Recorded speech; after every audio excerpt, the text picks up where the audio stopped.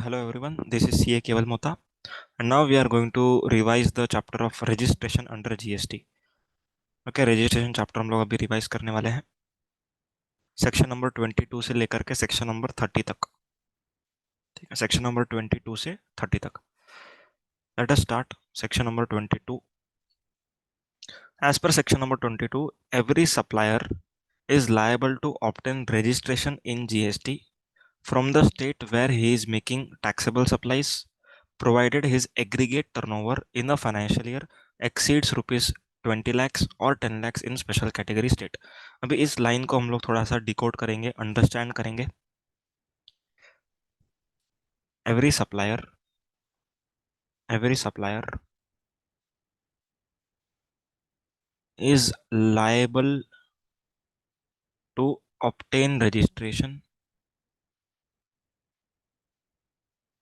in GST from a state where he is making taxable supplies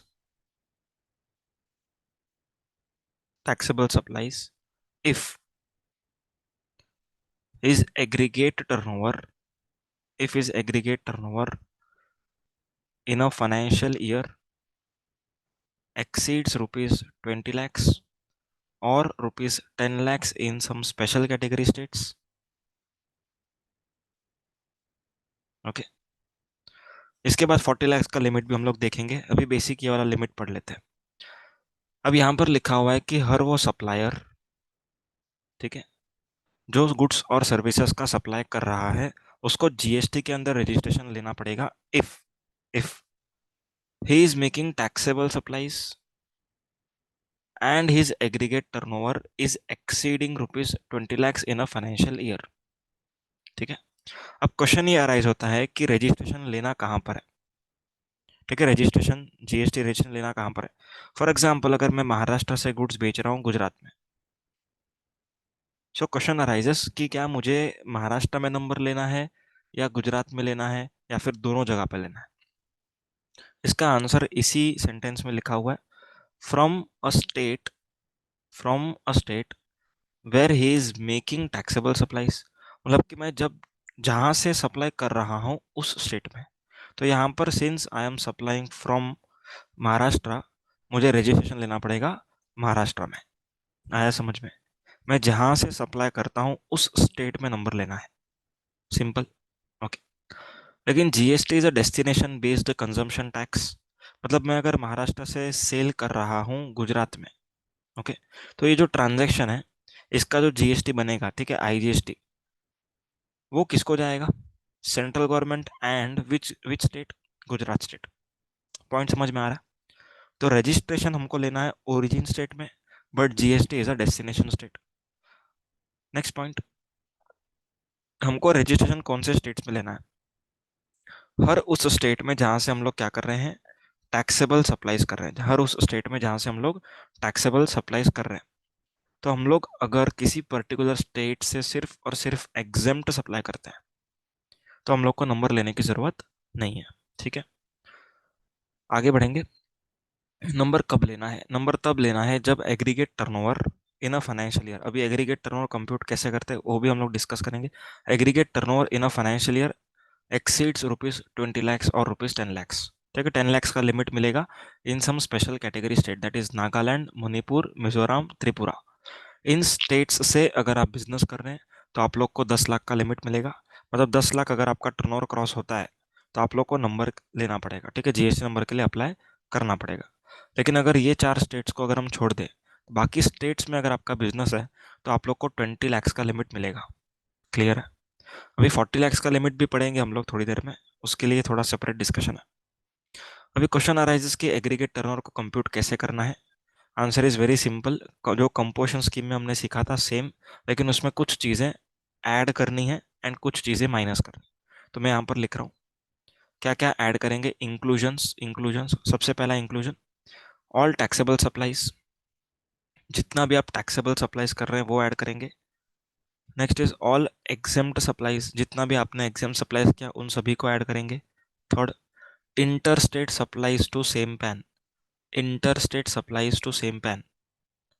okay, मतलब अगर महाराष्ट्र में and Gujarat में मेरा ही एंटिटी, मैंने महाराष्ट्र से गुजरात में गुड्स को बेचा, ओके, तो ये भले ही ब्रांच ट्रांसफर है, since it is a inter state branch transfer I have to add this to arrive at aggregate turnover. ठीक है। फोर्थ चीज, एक्सपोर्ट ऑफ गुड्स और सर्विसेज। ठीक है, एक्सपोर्ट का टर्नओवर भी हमको ऐड करना पड़ता है। क्या लेस करना है? Answer is GST component and GST cess का कंपोनेंट। ठीक है, ये दोनों चीजें हमको लेस करनी है। अभी लेस करनी है इसका मतलब ये नहीं कि हम लेस ही करेंगे, कभी कभी हमको इग्नोर भी करना पड़ सकता है। समझ में आया? फॉर एग्जाम्पल, अगर मैं आपसे कहूँ कि मेरा टर्नओवर 10 लाख रुपीज था, इसके अलावा जीएसटी 1.8 लाख है, तो यहाँ पर हम लोग 10 लाख में से 1.8 माइनस करेंगे या फिर सिर्फ 10 लाख लेंगे? आंसर इज सिर्फ 10 लाख लेंगे। लेकिन अगर मैं आपको बोलूँ कि मेरा टर्नओवर 11.8 लाख है इंक्लूडिंग जीएसटी, तो यहाँ पर आप लोग को माइनस करना पड़ेगा। आया समझ में? तो पहले वाले केस में हमने इग्नोर किया, सेकंड वाले केस में हमने माइनस किया। ठीक है, तो ये चार चीजें ऐड की, दो चीजें लेस की, और दो चीजें स्पेशली हमको ऐड करनी पड़ती है। यहाँ पर मैं लिख रहा हूँ सबसे पहला, अगर अगर एजेंट सेल कर रहा है on the behalf of principal, ठीक है, एंड यहाँ पर जो एजेंट है वो इनवॉइस बना रहा है प्रिंसिपल के नाम से, तो यहाँ पर जो एजेंट सेल करेगा वो किसके टर्नओवर में ऐड होगा? प्रिंसिपल के। ठीक है। नेक्स्ट पॉइंट, अगर जॉब वर्कर सेल कर रहा है on the behalf of principal, तो ये किसके टर्नओवर में ऐड होगा? प्रिंसिपल के टर्नओवर में ऐड होगा, जॉब वर्कर के टर्नओवर में ऐड नहीं होगा। क्या जॉब वर्कर प्रिंसिपल के बिहाफ पर सेल कर सकता है? आंसर इज यस, कर सकता है, प्रोवाइडेड प्रोवाइडेड प्रिंसिपल के रजिस्ट्रेशन में जॉब वर्कर का place of business as a additional place of business होना चाहिए। ठीक है, तो ये दो पॉइंट को स्पेशली हमको यहाँ पर ऐड करना है, supply by agent to principal and by job worker to recipient of principal. तो ये दो चीज़ें हमको किसके टर्नओवर में ऐड करनी है? प्रिंसिपल के टर्नओवर में ऐड करनी है। समझ में आ गया? ठीक है। अभी कौन से स्टेट्स में नंबर लेना होता है वो यहाँ पर डिस्कस करेंगे। एग्रीगेट टर्नओवर में हमको एग्जेम्प्ट सप्लाईज इंक्लूड करना है, लेकिन हमको जीएसटी नंबर कौन से स्टेट में लेना है? जहां से हम टैक्सेबल सप्लाई कर रहे हैं। ठीक है, तो एक एग्जांपल लेंगे तो क्लियर हो जाएगा। अगर मेरा बिजनेस महाराष्ट्र गुजरात में है, महाराष्ट्र में टर्नओवर 16 लाख है, गुजरात में टर्नओवर 5 लाख है। Okay, what is the aggregate turnover? What is the aggregate turnover? 21 lakhs। Clear है? महाराष्ट्र से मैं करता हूँ सिर्फ और सिर्फ टैक्सेबल सप्लाई, गुजरात से मैं करता हूँ सिर्फ और सिर्फ एग्जेम्प्ट सप्लाई। तो अभी मेरा एग्रीगेट टर्नओवर 21 लाख है माना, लेकिन जीएसटी नंबर कहाँ पर लेना पड़ेगा? जीएसटी नंबर आपको लेना पड़ेगा महाराष्ट्र के अंदर। ठीक है, not in the state of Gujarat, because Gujarat से मैं टैक्सेबल सप्लाईज कर ही नहीं रहा हूँ। आया समझ में? क्लियर है पॉइंट? ओके। और एक पॉइंट, अगर मैं महाराष्ट्र गुजरात एंड त्रिपुरा से बिजनेस करता हूँ, ठीक है, अगर मैं महाराष्ट्र गुजरात एंड त्रिपुरा से बिजनेस करता हूँ, तो मुझे लिमिट 20 लाख की मिलेगी या 10 लाख की मिलेगी? एक एग्जाम्पल लेते हैं, 16 lakhs, 5 lakhs, रुको और ये थोड़ा चेंज करता हूँ, 9 lakhs, 2 lakhs, 3 lakhs। ठीक है, इस तरीके से ट्रांजेक्शन्स ये टैक्सेबल है, ये एग्जाम टर्नओवर, ये एग्जाम टर्नओवर। ठीक है, ये एक पहला example. Second example, 9 lakh, 2 lakh, 3 lakh. 9 lakh is taxable supplies, Gujarat में एग्जाम सप्लाईज, त्रिपुरा में टैक्सेबल सप्लाईज। अब ध्यान से सुनना, एग्रीगेट टर्नओवर दोनों ही सिचुएशंस में, ठीक है, ये केस नंबर 1, ये है केस नंबर 2, दोनों ही सिचुएशन में what is my aggregate turnover? My aggregate turnover is 11 + 3, कितना हुआ? 14 lakhs। दोनों ही केस में मेरा एग्रीगेट टर्नओवर 14 lakhs है। अब मेरे को थ्रेशोल्ड जो है, थ्रेशोल्ड मतलब कि 20 लाख या 10 लाख जो भी लिमिट होती है उसको हम थ्रेशोल्ड बोलते हैं। तो ये जो 20 लाख या फिर 10 लाख का लिमिट है, आपको यहाँ पर 10 लाख मिलेगा या 20 लाख? तो आंसर इज वेरी सिंपल। अगर आप लोग स्पेशल कैटेगरी स्टेट से सिर्फ और सिर्फ एग्जेम्प्ट सप्लाईज करते हैं तो आप लोग को 20 लाख का लिमिट मिलता है। अगर आप लोग स्पेशल कैटेगरी स्टेट से सिर्फ और सिर्फ टैक्सेबल या फिर टैक्सेबल प्लस एग्जेम्प्ट सप्लाईज करते हो तो आप लोग को 10 लाख का लिमिट मिलता है। आया समझ में? एक बार रिपीट कर रहा हूँ, अगर आप स्पेशल कैटेगरी स्टेट से सिर्फ और सिर्फ एग्जेम्प्ट सप्लाई करोगे तो आपको 20 लाख का लिमिट मिलेगा। अगर आप स्पेशल कैटेगरी स्टेट से सिर्फ और सिर्फ टैक्सेबल या फिर टैक्सेबल प्लस एग्जेम करते हो तो आप लोग को 10 लाख का लिमिट दिया जाएगा। समझ में आया? तो यहाँ पर अपना सेक्शन नंबर 22 90% खत्म हो चुका। Okay, it is done. अब आगे बढ़ेंगे इसी सेक्शन में। 40 लाख का लिमिट डिस्कशन करेंगे अभी। ठीक है, 40 लाख रुपीज का जो लिमिट होता है वो किस किस को मिलता है वो हम लोग यहाँ पर डिस्कस करेंगे। सबसे पहली बात, 40 लाख का लिमिट मिलता है सिर्फ और सिर्फ ऐसे पर्सन को जो एक्सक्लूसिव सप्लायर ऑफ गुड्स हो। ठीक है, एक्सक्लूसिव सप्लायर ऑफ गुड्स मतलब जो पर्सन गुड्स के साथ सर्विस दे रहा है या फिर सिर्फ और सिर्फ सर्विस दे रहा है उसको 40 लाख का बेनिफिट नहीं मिलेगा। समझ में आया? तो 40 लाख का बेनिफिट अगर आपको चाहिए, 40 लाख का बेनिफिट का मतलब होता है कि आपका टर्नओवर जब तक 40 लाख क्रॉस नहीं होता तब तक आपको नंबर नहीं लेना है। ठीक है, ये बेसिक मीनिंग है। अभी 40 लाख का लिमिट किसको मिलने वाला है यहाँ पर हमने डिस्कस किया। किसको मिलेगा बताओ? जो सिर्फ और सिर्फ गुड्स बेच रहा है, जो सिर्फ और सिर्फ गुड्स बेच रहा है, ठीक है, उसी को मिलेगा। अभी इसमें कुछ एक्सेप्शंस है। ठीक है, कुछ एक्सेप्शंस है। एक्सेप्शंस का मीनिंग, कुछ लोग ये 40 लाख का जो लिमिट है वो ले नहीं सकते। ठीक है, सबसे पहला ऐसा पर्सन जिसको कंपलसरी रजिस्ट्रेशन लेना पड़े सेक्शन नंबर 24 के हिसाब से। ठीक है, अभी हम लोग थोड़ी देर में सेक्शन नंबर 24 करेंगे, उसमें देखेंगे। तो जिसको भी कंपलसरी रजिस्ट्रेशन करना होता है एज पर सेक्शन नंबर 24 उसको लेना ही पड़ेगा नंबर, चाहे उसका टर्नओवर 40 लाख हो या ना हो। ओके। सेकंड, जो लोग वॉलेंटरी नंबर लेना चाहते हैं, ठीक है, जिनका टर्नओवर तो बहुत ही कम है पर फिर भी वो लोग नंबर लेना चाहते हैं तो उनको 40 लाख का बेनिफिट नहीं मिलेगा। थर्ड, ऐसे पर्सन जो TIP that is tobacco, ice cream, pan masala या फिर fly ash brick, fly ash block, fly ash aggregate, earthen tile, roof and tile and building bricks. ठीक है, यहाँ पर मैं पुरानी लिख रहा हूँ, रिपीट कर देता हूँ। Tobacco, ice cream, pan masala, fly ash brick, fly ash block, fly ash aggregate, building brick, earthen tile, roof and tile, इन सब के जो सप्लायर्स होते हैं उनको भी 40 लाख का लिमिट नहीं मिलेगा। समझ में आया? And the last one very important, अगर कोई पर्सन इंट्रा स्टेट सप्लाईज करता है, अगर कोई पर्सन इंट्रा स्टेट सप्लाईज करता है from from intra state supplies from MNS Tappu.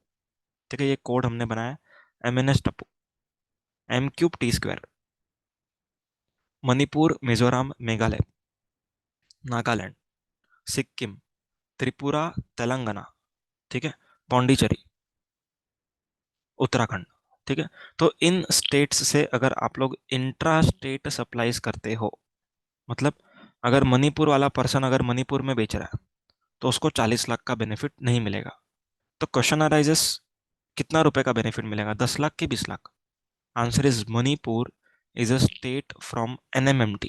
ठीक है, जो हमने ऊपर देखा था, जो 10 लाख का स्पेशल कैटेगरी स्टेट्स था उसमें से एक स्टेट है।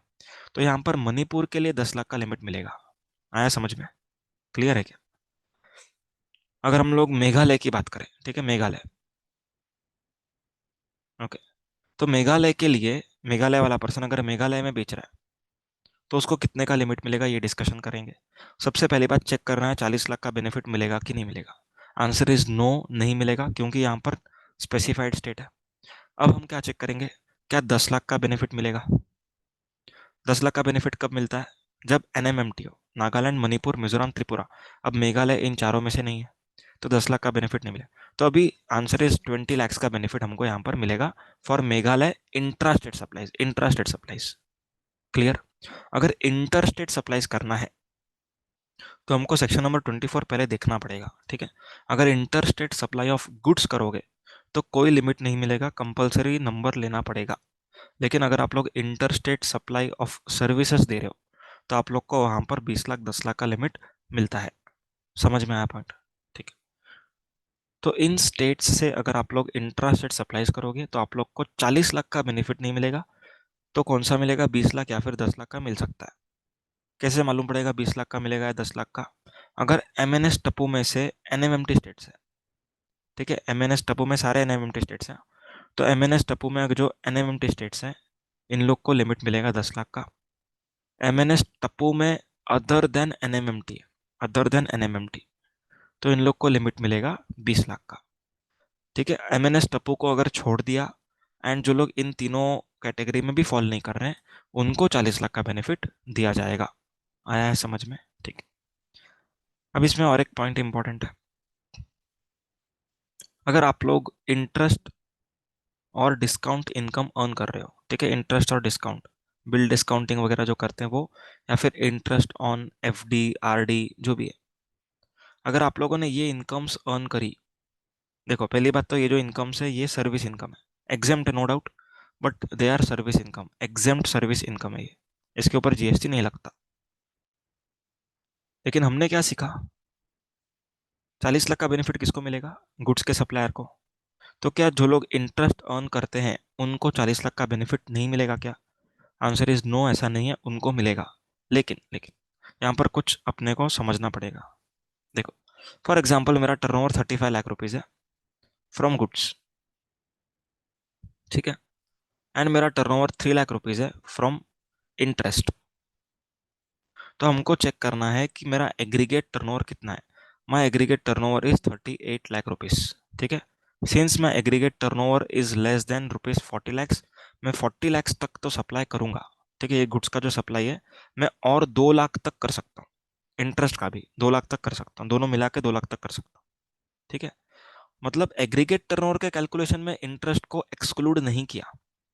वापस से रिपीट कर रहा हूँ, जो 40 लाख हम लोग एग्रीगेट टर्नओवर कंप्यूट कर रहे हैं, ओके, तो उसमें हमको एक्सक्लूड नहीं करना है, we have to include the interest income.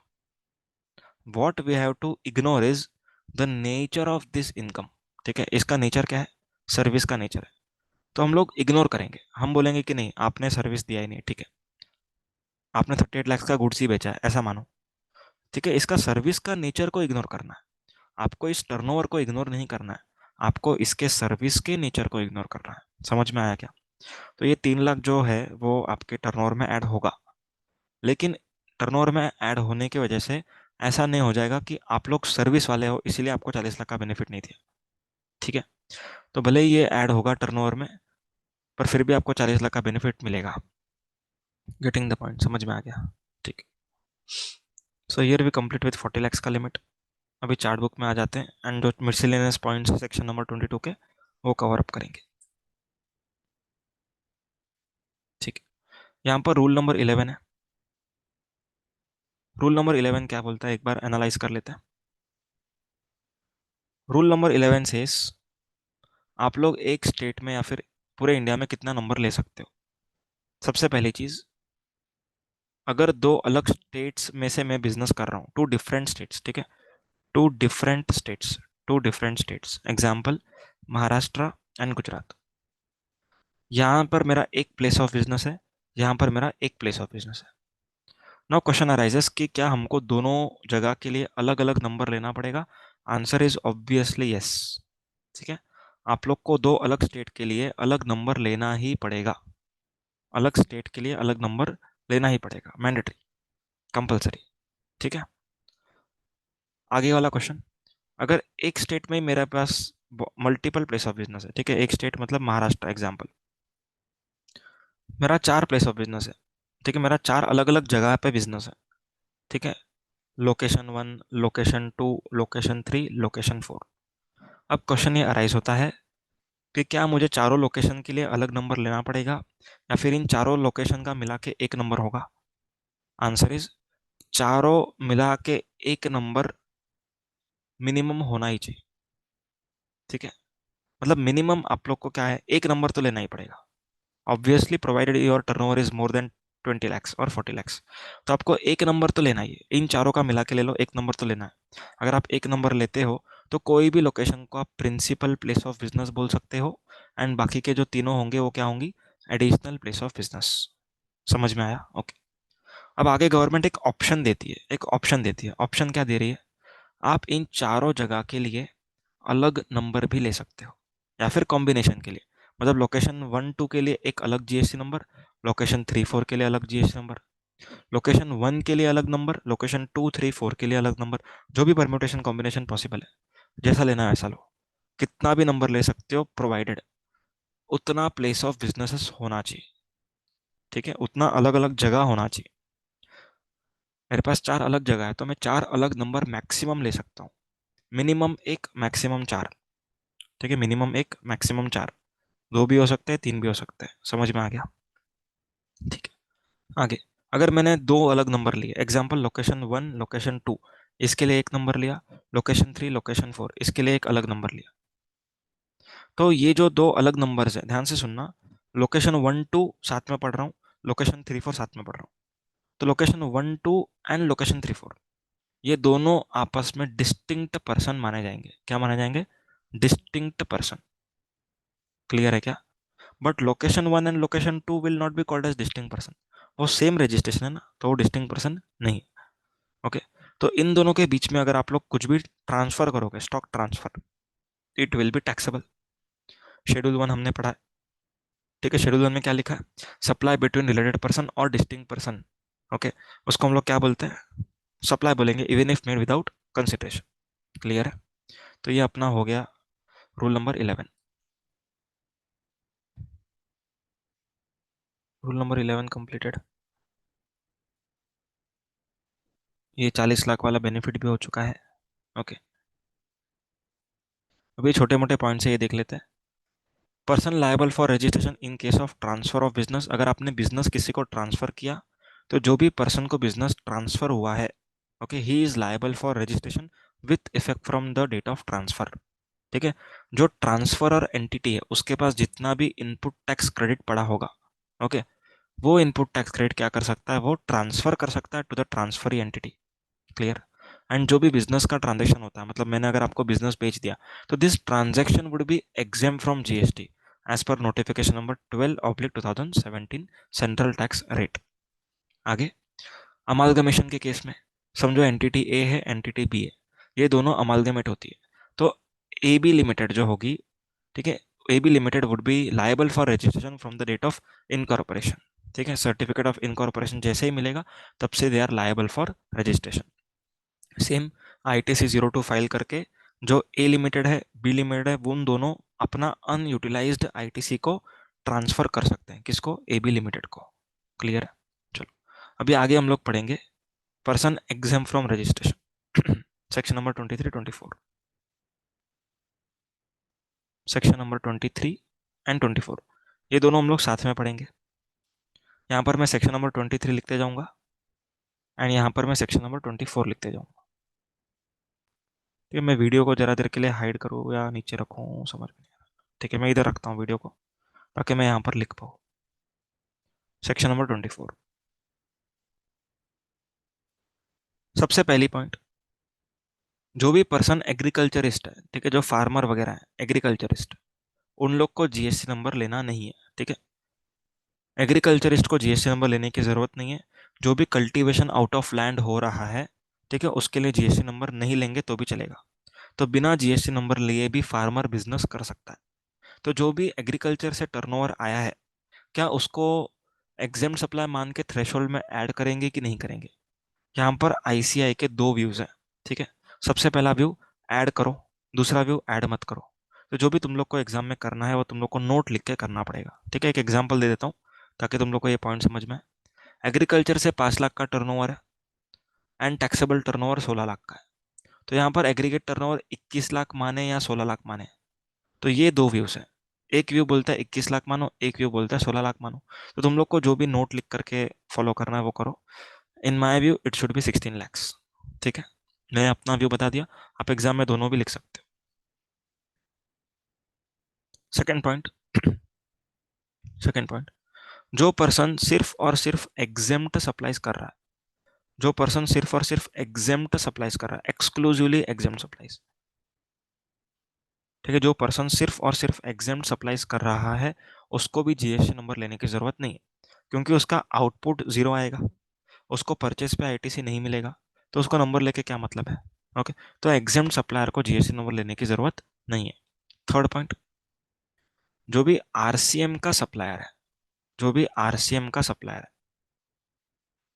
ठीक है, जो भी आरसीएम का सप्लायर है, फॉर एग्जांपल कोई लॉयर है, क्योंकि लॉयर का सर्विसेज आरसीएम में टैक्सेबल है, तो लॉयर को रजिस्ट्रेशन लेने की कोई ज़रूरत नहीं है, क्योंकि लॉयर जो सर्विस दे रहा है, ओके, उसको government as per rule number 42-43 exempt supply मानती है। याद करो ई का डेफिनेशन, आउटवर्ड आरसीएम। तो आरसीएम आउटवर्ड दे रहा है तो एग्जेम्प्ट दे रहा है, ठीक है, in the eyes of ITC, तो आईटीसी नहीं मिलना है। आरसीएम में है मतलब उसका रेसिपिएंट जीएसटी भरेगा।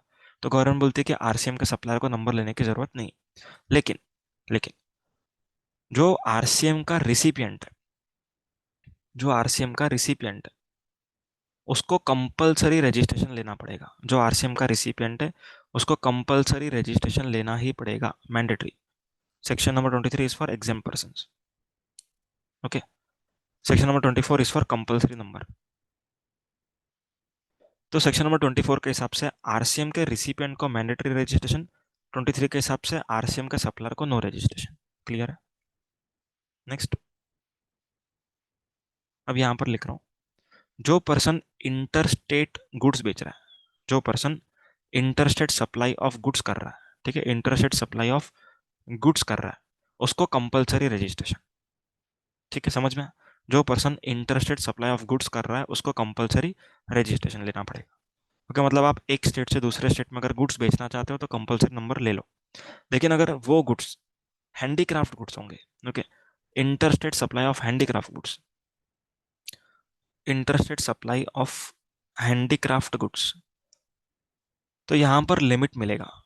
अगर आप लोग त्रिपुरा से बिजनेस कर रहे हो 10 लाख का लिमिट मिलेगा। अगर आप महाराष्ट्र से बिजनेस कर रहे हो तो आप लोग को 40 लाख का बेनिफिट मिलेगा, एंड सो ऑन। तो जो भी आपका लिमिट रहेगा 10 लाख, 20 लाख, 40 लाख, वो लिमिट्स आप लोग को मिलती रहेंगी अगर आप लोग हैंडीक्राफ्ट गुड्स बेच रहे हो तो। लेकिन अगर आप हैंडीक्राफ्ट को छोड़ के दूसरा कोई गुड्स इंटरस्टेट बेच रहे हो तो आप लोग को कोई लिमिट नहीं मिलेगा। क्लियर है पॉइंट? ठीक है, नेक्स्ट पॉइंट, यहाँ पर लगे हाथ थर्ड पॉइंट लिख दे रहा हूँ, इंटरस्टेट सर्विस। ठीक है, interstate service provider, interstate service provider, उसको 10 लाख, 20 लाख का लिमिट मिलने वाला है। मीनिंग देयर बाय, अगर आप दूसरे किसी स्टेट में सर्विस दे रहे हो, महाराष्ट्र से मैं सर्विस दे रहा हूँ गुजरात के स्टूडेंट को, तो यहाँ पर मुझे 10 लाख, 20 लाख तक नंबर नहीं लेना है। मैं महाराष्ट्र में हूँ तो 20 लाख, तो मेरे को नंबर यहाँ पर नहीं लेना है। समझ में आया? लेकिन अगर मेरा टर्नओवर इंटरस्टेट सर्विस कर रहा हूँ मैं, ओके, मैं इंटरस्टेट सर्विस कर रहा हूँ एंड मेरा टर्नओवर हो गया है 10 लाख या 20 लाख से ज़्यादा, तो मुझे नंबर लेना पड़ेगा। समझ में आया पॉइंट? एक सेकंड, थोड़ा इधर अप टू है, up to 10 lakh, 20 lakh no registration, more than 10 lakh, 20 lakh compulsory registration. आया समझ में? Interstate services up to ₹10 lakh, 20 lakh no liability to obtain registration. लेकिन 10 लाख, 20 लाख के ऊपर अगर जा रहा है तो नंबर लेना पड़ेगा। ओके, यहाँ पर fourth point, casual taxable person. Casual taxable person, ये मैंने एग्जीबिशन वाला एग्जांपल दिया था कंपोजिशन वाले चैप्टर में। तो कैजुअल टैक्सेबल पर्सन को कंपलसरी नंबर लेना है।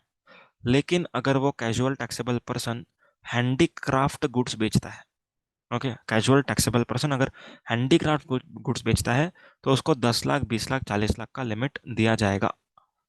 Clear point? समझ में आया? ठीक है, नेक्स्ट, जो नॉन रेसिडेंट टैक्सेबल पर्सन है उसको कंपलसरी रजिस्ट्रेशन। ठीक है, एनआरटीपी को कंपलसरी रजिस्ट्रेशन लेना है। Next is input service distributor. Input service distributor, इसको भी कंपलसरी रजिस्ट्रेशन लेना है। ओके, इनपुट सर्विस डिस्ट्रीब्यूटर को कंपलसरी नंबर लेना ही पड़ेगा। ओके, आगे, जो भी पर्सन OIDAR सर्विस दे रहा है, ठीक है, online information database access retrieval services from outside India to non taxable online recipient. ठीक है, ध्यान से सुनना, from outside India to non taxable online recipient. ठीक है, नॉन टैक्सेबल ऑनलाइन रिसिपेंट का मतलब होता है इंडिविजुअल्स। ठीक है, दैट इज, हम लोग अगर सर्विस लेते हैं इंटरनेट से, दैट इज से क्लाउड वेयर हाउसिंग, या फिर अपना जो माइक्रोसॉफ्ट का एक आता है ना, क्या बोलते हैं उसको, क्लाउड सर्विसेज जो रहता है। ओके, तो वो क्लाउड सर्विसेज जो हम लोग ले रहे हैं वो बिना इंटरनेट के पॉसिबल नहीं है। एंड हम इंडिविजुअल है, we are taking services for personal purpose and not for business. ठीक है, तो हम लोग NTOR में कवर होते हैं। तो जो इंसान आउटसाइड इंडिया से इंडिया के किसी नॉन टैक्सेबल ऑनलाइन रिसिपिएंट को सर्विस दे रहा है, देखो ये प्लेस ऑफ सप्लाई के चैप्टर का रिवीजन वीडियो देख लो, उसमें डिटेल में बताया हुआ है। तो ऐसे पर्सन को कंपलसरी रजिस्ट्रेशन लेना ही पड़ेगा। समझ में आया? ओके, एग्जाम्शन में देखेंगे हम लोग, जो पर्सन एग्रीकल्चरिस्ट के बिहाफ पर सेल, अपना कमीशन एजेंट है, ठीक है, एग्रीकल्चरिस्ट का कमीशन एजेंट, एग्रीकल्चरिस्ट का कमीशन एजेंट, ठीक है, इसको भी जीएसटी नंबर लेने की जरूरत नहीं है, इसको भी जीएसटी नंबर लेने की जरूरत नहीं है। आया समझ में? ठीक है। अभी जितने पॉइंट्स बचे हैं वो सारे पॉइंट्स ई कॉमर्स ऑपरेटर से रिलेटेड है। तो अभी हम लोग ई कॉमर्स ऑपरेटर का डिस्कशन यहाँ पर कर लेते हैं ताकि वो सारे पॉइंट्स भी क्लियर हो जाए। अभी ई कॉमर्स ऑपरेटर में दो मॉडल चलते हैं, मैं यहाँ पर आप लोग को बता रहा हूँ। सबसे पहला मॉडल यहाँ पर ए बी है, ठीक है। A is the supplier, B is the recipient. अब बी क्या करता है, बी ई कॉमर्स ऑपरेटर को पे करता है। ई कॉमर्स ऑपरेटर अपना कमीशन काट के सप्लायर को पे करता है, ठीक है। बी ने किसको पे किया, ई कॉमर्स ऑपरेटर को। ई कॉमर्स ऑपरेटर ने किसको पे किया, सप्लायर को, after deducting it's commission and GST on commission and TCS, ठीक है। TCS, tax collection at source. एक न्यूमेरिकल एग्जांपल लेंगे। समझो 1000 रुपीज का प्रोडक्ट था, GST is 180 rupees, total becomes 1180, total becomes 1180। अब यहाँ पर रिसिपिएंट जो है वो ई कॉमर्स को कितना पे करेगा, 1180 पे किया। ई कॉमर्स मतलब अमेजोन, हाँ अमेजोन, ठीक है। अब अमेजोन कितना रेमिट करेगा, 1180 माइनस, ठीक है, उसका पहले तो कमीशन माइनस कर देगा वो, ठीक, कमीशन माइनस करेगा। कमीशन एग्जाम्पल 4% ऑफ 1000, 40 रुपया कमीशन है, उसने 40 रुपया माइनस किया। गवर्नमेंट ने उसको बोला कि भाई टीसीएस कलेक्ट करो 1%, तो उसने 10 रुपये का टीसीएस कलेक्ट किया। ओके, ये टीसीएस है। अब यहाँ पर नेट वो रेमिट कितना करेगा, नेट रेमिट करेगा 1130। देखो ऑब्वियसली ये 40 के ऊपर जीएसटी भी होगा, 7.2 अगर होगा तो जीएसटी भी होगा, नो इश्यूज। तो जीएसटी भी कलेक्ट करेगा ही ना उससे, तो कमीशन विद जीएसटी, तो 1130 रेमिट हुआ। ओके, तो ये जो मॉडल है जिसमें कंसीडरेशन ई कॉमर्स के पास आ रहा है एंड ई कॉमर्स रेमिट करेगा, इस केस में ई कॉमर्स ऑपरेटर को टीसीएस कलेक्ट करना पड़ता है, ठीक है। इस मॉडल में ईसीओ को टीसीएस कलेक्ट करना पड़ता है। क्लियर है पॉइंट? ओके, अभी ध्यान से प्रोविजन सुनना। अगर कोई सप्लायर ऐसे ई कॉमर्स ऑपरेटर से सेल करता है जिसको टीसीएस कलेक्ट करना पड़ता, ऐसा सप्लायर जो ऐसे ईसीओ से सेल कर रहा है जिसको टीसीएस कलेक्ट करना पड़ता हो, ओके, एंड ये सप्लायर बेच रहा है सिर्फ और सिर्फ गुड्स, तो इस सप्लायर को, दैट इज मिस्टर ए को, कंपलसरी रजिस्ट्रेशन लेना पड़ेगा। समझ में आया? मतलब अगर ए ने ऐसे ईसीओ से गुड्स बेचा, ठीक है, जिस ईसीओ को टीसीएस कलेक्ट करना पड़े, तो यहाँ पर ए को कंपलसरी रजिस्ट्रेशन। अगर ए सर्विस दे रहा होता तो इसको 10 लाख 20 लाख का लिमिट मिलता है। यहाँ पर मैं 40 लाख नहीं लिखता हूँ, क्यों? क्योंकि 40 लाख का लिमिट जो है वो सिर्फ गुड्स के लिए। समझ में आया? ओके, अभी ई कॉमर्स की बात करें तो ई कॉमर्स को टीसीएस कलेक्ट करने के लिए एक सेपरेट नंबर लेना पड़ता है। ईसीओ को टीसीएस कलेक्ट करने के लिए एक सेपरेट नंबर लेना पड़ता है, वो कंपलसरी रहेगा। वो ऐसा नहीं बोल सकता कि 20 लाख तक मैं टीसीएस कलेक्ट करूंगा पर आपको नहीं दूंगा, ऐसा नहीं बोल सकता। ओके, तो यहाँ पर ई कॉमर्स को टीसीएस कलेक्ट करने के लिए कंपलसरी जीएसटी नंबर लेना ही पड़ेगा। Getting the point? समझ में? ठीक। अभी ई कॉमर्स ऑपरेटर का जो कमीशन इनकम रहता है, ओके, इसके लिए उसको सेपरेट नंबर लेना पड़ता है, वो अपने डिस्कशन में नहीं है। ओके, कमीशन इनकम अगर अर्न कर रहा है ईसीओ तो वो सर्विस इनकम है, तो वो 10 लाख 20 लाख के ऊपर नंबर लेना ही पड़ेगा उसको, ये तो जनरल प्रोविजन है, ये सेपरेट डिस्कशन नहीं है इसका। तो हर ईसीओ के पास दो रजिस्ट्रेशन होते हैं, एक अपने कमीशन इनकम के लिए एंड दूसरा टीसीएस के लिए। Clear point? ठीक है। एंड अगर ईसीओ टीसीएस कलेक्ट नहीं कर रहा है तो गुड्स के सप्लायर को लिमिट मिलेगा। ओके, लिमिट मिलेगा 10 लाख 20 लाख 40 लाख, जीरो। जीरो क्यों? इंटरसेट सप्लाई के लिए 40 लाख जब भी एलिजिबल होगा तो, एंड जब 40 लाख के लिए एलिजिबल नहीं होगा तब 10 लाख 20 लाख। तो जब भी ईसीओ टीसीएस कलेक्ट नहीं करेगा तब सप्लायर को लिमिट्स मिलेगा in all the cases, goods हो चाहे सर्विस हो। एंड ईसीओ टीसीएस कलेक्ट ही नहीं कर रहा है तो टीसीएस कलेक्ट करने वाला नंबर लेना ही नहीं पड़ेगा। समझ में आया? एंड जो कमीशन वाला है उसके लिए तो सेम टू सेम चलेगा, कमीशन का इनकम 10 लाख 20 लाख के ऊपर है तो नंबर लेना पड़ेगा। समझ में आया? तो अपना ईसीओ का पूरा पार्ट खत्म हो गया। एक पॉइंट बचा है, सुन लो। अगर कोई 95 वाला ईसीओ है, ठीक है, 95 वाला स्पेसिफाइड ईसीओ है, जैसे Zomato, Swiggy, okay, MMT, Urban Clap, Ola. ठीक है, तो ये सारे जो होते हैं, जो 9(5) के में स्पेसिफाइड है, ठीक है, देखो 9(5) में सर्विसेज स्पेसिफाइड है, ई कॉमर्स के नाम स्पेसिफाइड नहीं है। तो नाम लिखा है इसका मतलब ये नहीं कि इन लोगों को लिखा है गवर्नमेंट, नहीं। इन लोग जो सर्विस दे रहे हैं, जैसे रेस्टोरेंट हो गया, होटल अकोमोडेशन हो गया, यूटिलिटी सर्विस हो गया, पैसेंजर ट्रांसपोर्ट हो गया, तो ये सब सर्विसेज गवर्नमेंट ने लिखा है। तो चार्ज ऑफ जीएसटी के चैप्टर में हमने ऑलरेडी डिस्कस किया है। तो हर वो ई कॉमर्स ऑपरेटर जो 9(5) का सर्विसेज दे रहा है, उस 9(5) के ईसीओ को 9(5) के ईसीओ को कंपलसरी रजिस्ट्रेशन लेना ही पड़ेगा। आया समझ में? तो यहाँ पर अपना सेक्शन 23 24 दोनों कंप्लीट हो चुका है। तो एक बार मैं ओवरव्यू कर लेता हूँ, कुछ छूटा रहेगा तो। एग्जाम वाला हो गया, एग्रीकल्चरिस्ट हो गया, रिवर्स चार्ज हो गया, सर्विस हो गया, हैंडीक्राफ्ट हो गया, सीटीपी हो गया, सर्विस वाला हो गया, कमीशन एजेंट हो गया, ये भी हो गया। ठीक है, ये interested taxable supply of goods हो गया, कैजुअल टैक्सेबल हो गया, आरसीएम रिसिपेंट 9(5) का ई कॉमर्स ऑपरेटर, ईसीओ से बेचा हुआ सर्विसेज एंड गुड्स हो गया, एसीओ टीसीएस वाला हो गया, एनआरटीपी हो गया। हाँ, ये वाला बचा है। जो पर्सन टीडीएस कलेक्ट करता, टीडीएस डिडक्ट करता है, ओके। जैसे हम लोग पेमेंट ऑफ टैक्स के चैप्टर में पढ़ेंगे कि गवर्नमेंट ने गवर्नमेंट एजेंसीज को, स्टैट्यूटरी बॉडी को, पीएसयू को, इन लोगों को कहा है कि जब भी आप आपके सप्लायर को पे करोगे तब आप टीडीएस डिडक्ट करोगे। तो जो भी पर्सन टीडीएस डिडक्ट कर रहा है उसको अलग से जीएसटी नंबर लेना पड़ता है। ओके, तो ये वाला है। 9th पॉइंट इंपॉर्टेंट, जो भी क्लियरिंग फॉरवर्डिंग एजेंट्स हैं, ओके, उन लोगों को कंपलसरी जीएसटी नंबर लेना पड़ेगा। ओके, जब भी एजेंट खुद के नाम से इनवॉइस बना रहा है तब उसको कंपलसरी नंबर लेना पड़ेगा। आईएसडी हो गया, ओआईडीआर हो गया। ठीक है, ओआईडीआर में शायद मैंने नॉन टैक्सेबल ऑनलाइन रिसिपेंट बोला, यहाँ पर अदर देन रजिस्टर्ड है। ठीक है, मतलब बेसिकली बात तो वही है, अदर देन रजिस्टर्ड पर्सन ही है वो। पर एग्जैक्ट एज पर लॉ देखेंगे तो अदर देन रजिस्टर्ड पर्सन तुम लोग याद रखो। ठीक है, तो अपना बेसिक रजिस्ट्रेशन का चैप्टर हो गया है। अभी हम लोग प्रोसीजरल एस्पेक्ट पे आ रहे हैं। ठीक है, अभी यहाँ पर कुछ प्रोसेस लिखा हुआ है, ये पहले मैं यहाँ पर बता दे रहा हूँ। उसके बाद हम लोग डिटेल में एप्लीकेशन का प्रोसेस देखेंगे, अमेंडमेंट का देखेंगे, कैंसलेशन देखेंगे, रिवोकेशन देखेंगे, सस्पेंशन देखेंगे।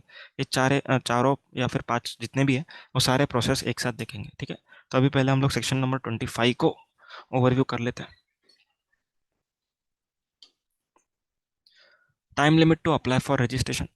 जो भी नॉर्मल पर्सन है, that is other than CTP NRTP, जैसे ही आपका टर्नओवर 20 लाख या फिर 10 लाख क्रॉस होगा उसके 30 दिन के अंदर अंदर आपको क्या करना है, अप्लाई करना है फॉर रजिस्ट्रेशन।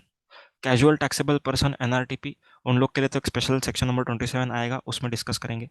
बिजनेस चालू होने के 5 दिन पहले नंबर लेना होता है। ठीक है, next acid and non acid under same pan. मतलब अगर फॉर एग्जाम्पल महाराष्ट्र में मेरा 2 यूनिट है, एक एसीड में है एंड एक डीटीए में, तो इन दोनों यूनिट के लिए मैं सेम रजिस्ट्रेशन नहीं ले सकता।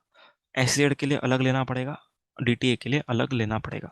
ओके, नेक्स्ट, जो भी पर्सन टेरिटोरियल वाटर्स से बिजनेस कर रहा है, okay, for example coastal line से बिजनेस कर रहा है फिश वगैरह का, तो यहाँ पर उसको रजिस्ट्रेशन कहाँ पे लेना पड़ेगा, नियरेस्ट अप्रोप्रिएट बेस लाइन जो भी स्टेट का पड़ता है उस स्टेट में नंबर लेना पड़ेगा। 25(2) ये अपना ऑलरेडी हो चुका है।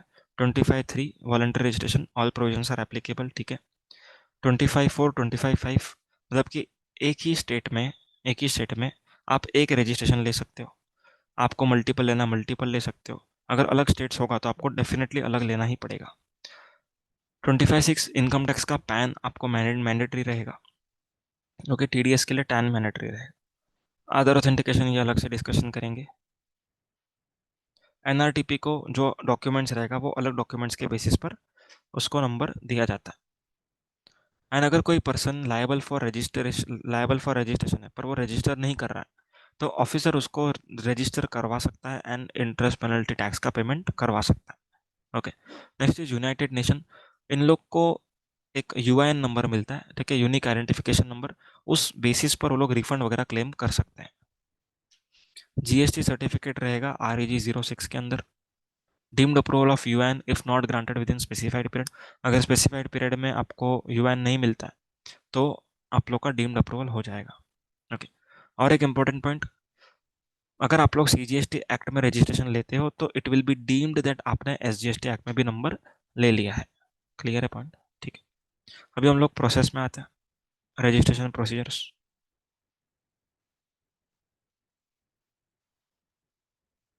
रजिस्ट्रेशन प्रोसेस, इसमें क्या क्या डिस्कस करने वाले हैं वो यहाँ पर मैं पहले लिख लेता हूँ। सबसे पहला करेंगे हम लोग एप्लीकेशन, उसके बाद amendment,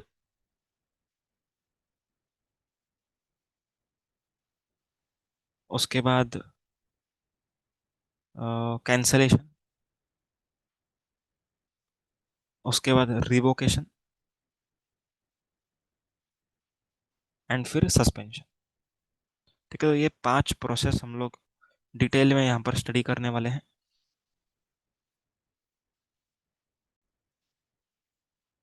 let us start with the first one, that is application process. भी एप्लीकेशन प्रोसेस स्टार्ट करने से पहले मैं आप लोग को एक बेसिक आधार ऑथेंटिकेशन के बारे में बताऊंगा।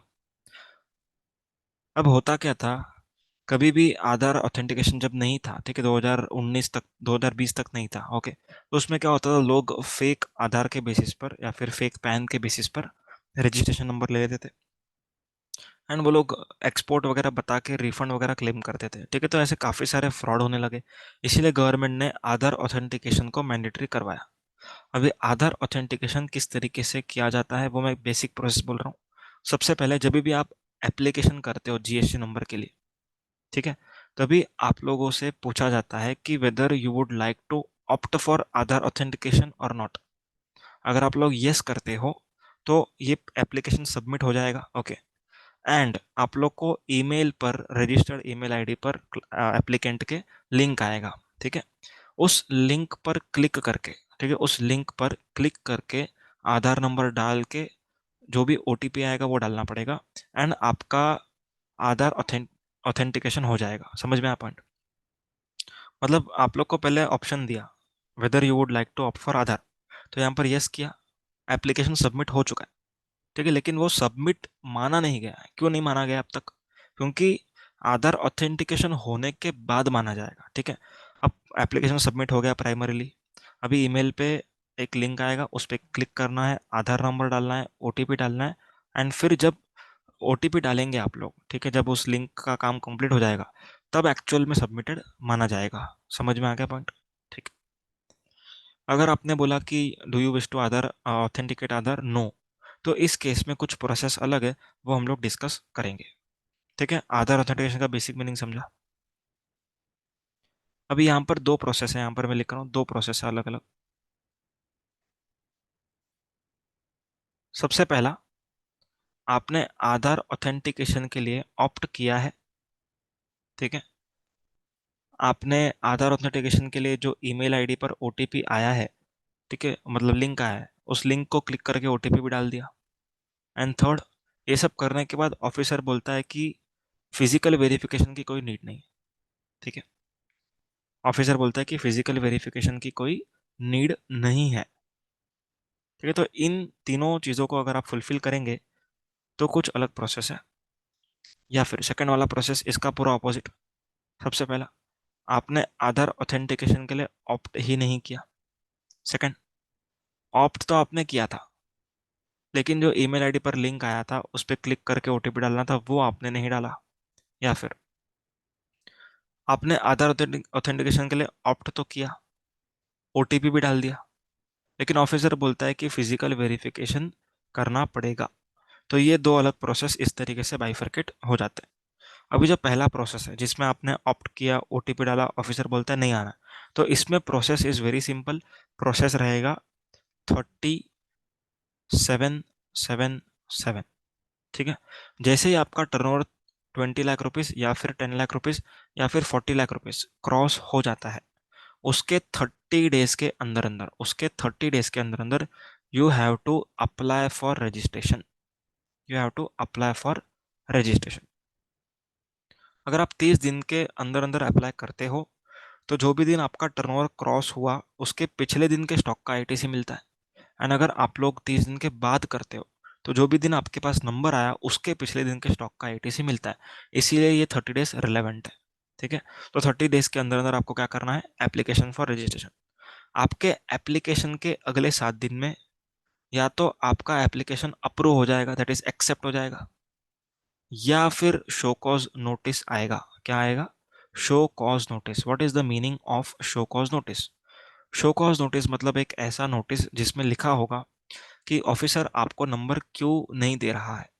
ठीक है, officer is asking you, please show us a cause that why we should grant you the number. हम आपको नंबर क्यों दे, ठीक है, ये आप हमको बताओ। तो हो सकता है कि आपका पैन एंड आधार कार्ड का मिसमैच हो सकता है कि उसको प्लेस ऑफ बिजनेस ठीक से दिखा नहीं हो, या फिर क्या बोलते हैं उसको, लाइट बिल आपके नाम पर नहीं हो, ऐसा कुछ भी रीजन हो सकता है। तो अप्रूव होगा या तो फिर शो कॉज नोटिस आएगा। अगर शो कॉज नोटिस आ रहा है, ठीक है, if show cause notice is coming to you, तो आपको क्या करना है, 7 दिन में क्या करना है, आपको रिप्लाई करना।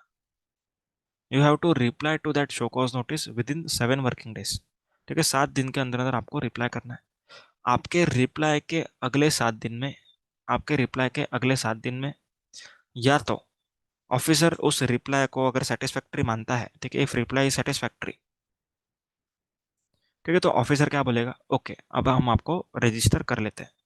लेकिन अगर लेकिन अगर reply is unsatisfactory, if reply is unsatisfactory और आपने रिप्लाई किया ही नहीं, और मतलब इंग्लिश का और, ठीक है, या तो आपने रिप्लाई ही नहीं किया, या तो रिप्लाई किया लेकिन सेटिस्फैक्ट्री नहीं था, तो इस केस में क्या हो जाएगा, आपका एप्लीकेशन रिजेक्ट हो जाएगा, आपको वापस से अप्लाई करना पड़ेगा।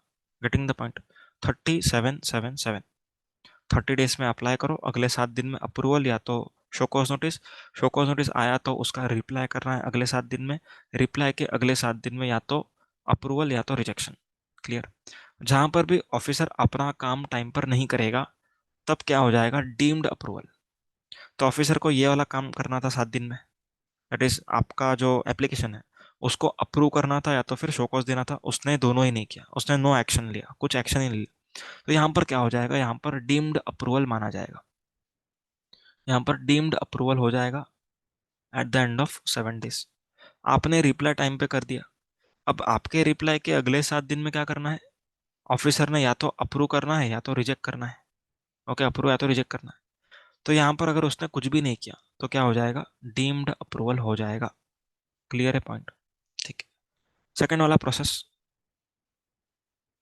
अगर आपने आधार ऑथेंटिकेशन के लिए ऑप्ट नहीं किया, ऑप्ट किया मगर लिंक आया उसके ऊपर जाके ओटीपी वगैरह नहीं डाला, या फिर आपने ओटीपी भी डाल दिया लेकिन ऑफिसर कहता है कि मुझे फिजिकल वेरिफिकेशन करने का नीड लग रहा है, ओके, मुझे लग रहा है कि जाके देखना चाहिए, तो इस केस में आप लोग को GST number with in 30 days, within 30 days from submission, with in 30 days from submission इसमें मिलेगा।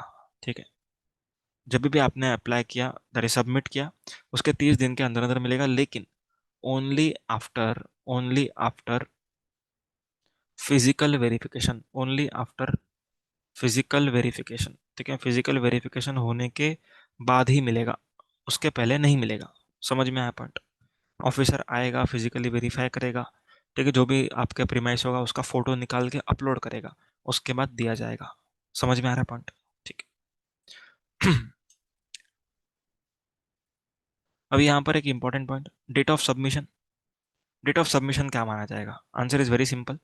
जब भी आपका प्रिलिमिनरी सबमिशन हुआ है, ध्यान से सुनो, एग्जाम्पल मैंने 2 अक्टूबर को मैंने एप्लीकेशन किया एंड इसमें लिखा आधार ऑथेंटिकेशन को यस, ठीक है, आधार ऑथेंटिकेशन को मैंने यस लिखा है। अभी मेरे को link on the same date आएगा, ठीक है, सेम डेट पर मेरे पास लिंक आ गया। अब मेरे को इस लिंक पर क्लिक करके आधार नंबर डाल के ओटीपी डालने के लिए 15 डेज का टाइम मिलता है। ठीक है, 15 डेज का टाइम।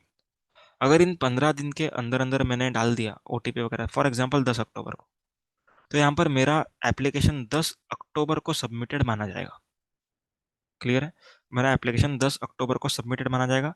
यहाँ से 7 दिन में ऑफिसर को अप्रूव या तो शो कॉज नोटिस देना है।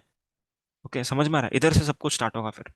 और अगर मैं 15 दिन के अंदर अंदर नहीं करता हूँ, ठीक है, मैं 15 दिन मतलब 17 अक्टूबर निकल गया, तो यहाँ पर क्या हो जाएगा, 17 अक्टूबर को मेरा एप्लीकेशन सबमिट हुआ ऐसा माना जाएगा।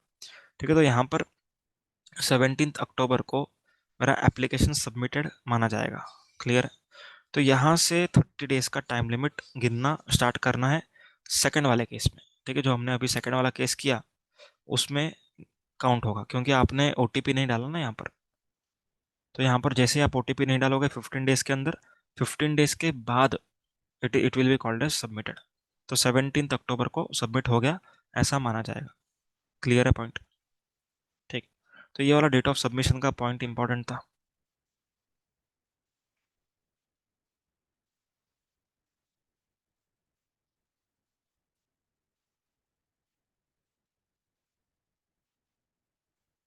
ठीक।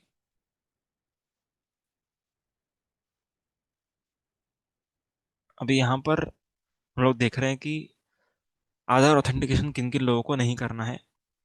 सबसे पहला, not a citizen of India. Second, department of department और एस्टेब्लिशमेंट ऑफ सीजीएसजी, मतलब कोई भी मिनिस्ट्री ऑफ कोई भी मिनिस्ट्री होगा, for example ministry of foreign affairs वगैरह, local authority, statutory body, PSU, person applying for registration 25(9), that is जिनका UIN है। ओके। तो इन लोगों को क्या है, इन लोगों को आधार ऑथेंटिकेशन करवाना नॉट रिक्वायर्ड। ठीक है, ये अपना हो गया दोनों चीजें। ठीक है।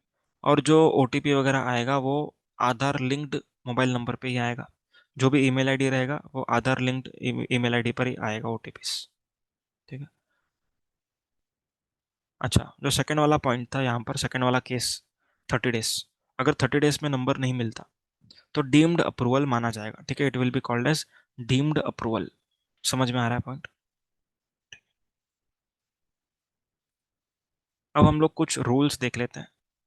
ठीक, कुछ रूल्स यहाँ पर देख लेंगे, उसके बाद अमेंडमेंट देखेंगे। ठीक है।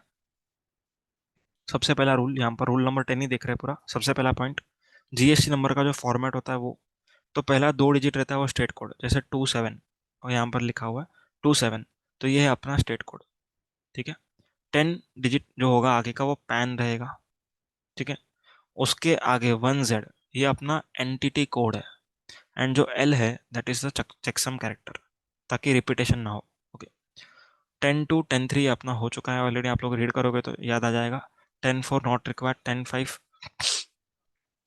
5 कम्युनिकेशन ऑफ रजिस्ट्रेशन, जब भी डीम्ड अप्रूवल हो जाता है तो 3 दिन खत्म होने के बाद, ठीक है, 3 दिन खत्म होने के बाद आपको कम्युनिकेशन आएगा कि आपका रजिस्ट्रेशन डीम्ड अप्रूवल हो चुका है। Rule number 10A, very important rule.